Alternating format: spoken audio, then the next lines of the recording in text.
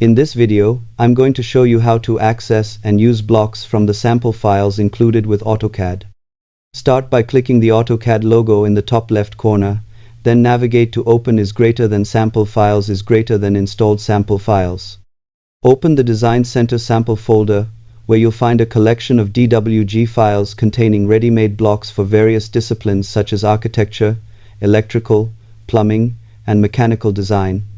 Open the file that contains the blocks you need and browse through the available content. To use a block in your own project, simply select it, copy it, and paste it into your drawing.